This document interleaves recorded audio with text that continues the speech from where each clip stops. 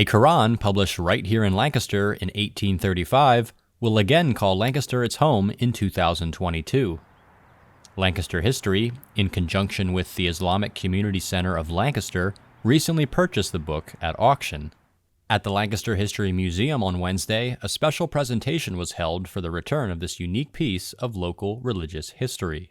The English copy of the Quran, which is being presented today by the Islamic Center to Lancaster History, is the third edition of the English translation of the Quran by Alexander Ross, originally published in 1649. And this copy was printed for the publisher in 1835 by Roswell and McCleary at 9 Center Square, in Lancaster.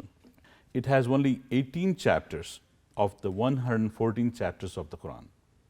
But in content it is like more than about 50% of the Quran. The translation of the Quran was not produced out of special love for Islam, but rather to further Christian missionary efforts back then.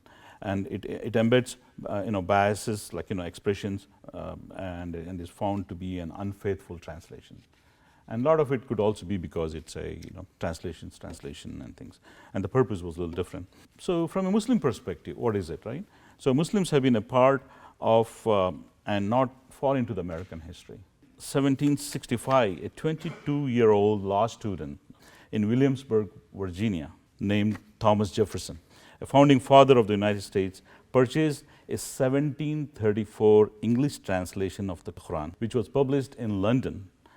So this was about 11 years before Jefferson drafted the Declaration of Independence. On December 20, 1777, the Kingdom of Morocco became the first country in the world to recognize the United States' independence, only a year and a half after the US Declaration of Independence was issued.